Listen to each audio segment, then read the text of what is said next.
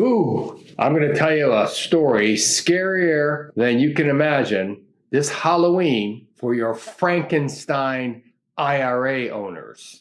Hi, it's Paul from Smart Financial. Welcome back to the channel. I'd like to talk to every boomer about the ripoff of the IRA program and how a dream turned into a nightmare for 71 million retirees. As we all know, IRAs that were started in 1974 have become one of the most popular savings plans in America. And I want to run through the 6 reasons why the rug was pulled out from under every boomer that took the bait and put their money into an IRA plan. Okay, number 1.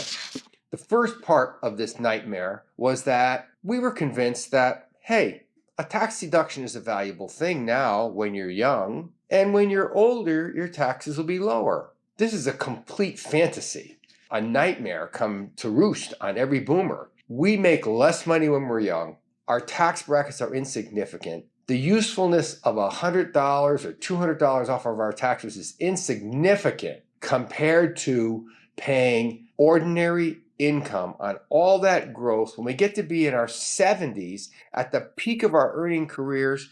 And then if we're good savers, our income is consistently high in retirement. There's very few breaks for getting older. I mean, the current big bill that was passed puts like an extra $6,000 exemption in for seniors. This is almost insignificant compared to the size of the problems that we have when our super savers have required minimum distributions in the $70,000, $80,000, $90,000 range that kicks them right out of the income qualifications for the extra personal exemptions. The second is that tax brackets will be less in the future. Okay, if you believe taxes are going to go down in the future, then you should keep putting your money into pre-tax IRAs. When you look at the financial status of the amount of debt we have in the United States, the amount of money we need for our social programs. If you're a super affluent person, yes, your taxes went down 2.5%. So if you make $3 million a year, you're saving $100,000 on that 3% break.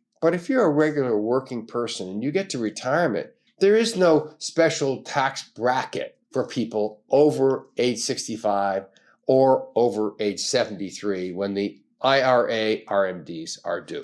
The third fantasy story that we were told is that ordinary income somehow was going to be better than paying capital gain taxes on the stocks that we bought after tax. This is never going to reverse itself. Capital gains are 15%, ordinary income is 37%. This is a fantasy, and also it is a part of the tax law that has only gotten more diverse. It is less taxes on capital gains, more taxes on W-2 income. Number 4, the IRA tax deferral was the only way to defer taxes. Well, this was another complete fantasy, or in some cases, a massaging of the truth. At that time, in the 1970s, there were other devices for doing tax deferral. There's even more devices today. And what's happened over the years is that people who put money into IRAs for tax deferral found out there were other ways to do tax deferral. So for instance, if you buy a stock and you put $10,000 in it and it grows to $100,000,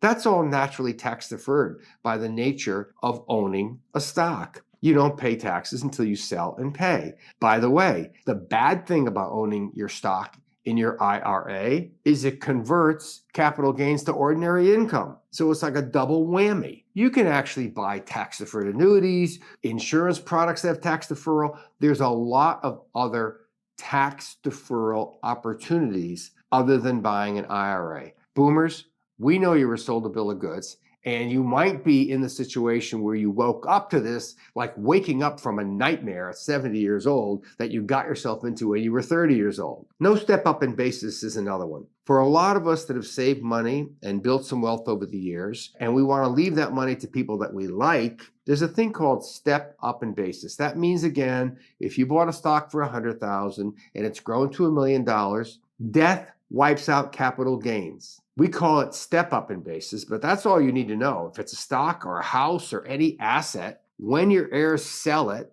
after you die, they pay no capital gains. They don't pay your capital gains tax. Death wipes out capital gains, except guess what? Not in IRAs. So again, I know that boomers have saved a lot of money, built a lot of wealth in real estate and equities. All that can be stepped up. There is no step up in basis on IRAs.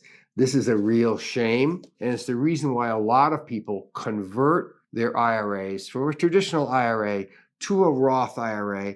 There's one more thing. Folks, the children are happy to get your money, but they don't want your tax bill. If you leave an IRA to your children, you're essentially leaving them your tax bill. This is quite different than those people who want to pay off their houses and leave a home free of debt to their children. I understand that, even though, frankly, most children sell their parents' houses, but guess what? Because of step up in basis, they don't have to pay all the capital gains that grandma and grandpa made on that house since the 1950s. But if you leave an IRA to your children and your grandchildren, you're not doing them a favor. You are leaving them your tax bill, not only on your contributions, but on all of the gains you made over your lifetime. In order to find out more ways to get out of these 6 horrible IRA nightmares, reach out to us, subscribe to the channel, share this with your friends that are boomers, that have big IRAs, that are trying to figure out how to get out of this. And most especially, if you're a young person and you're starting to save, consider the other ways you can get tax deferral in either a Roth IRA or insurance products or stock. These are things that are naturally tax deferred without having this back-end Halloween nightmare. Keeping up to how laws have changed on the things that you owned and bought years ago is just part of the art of being smart.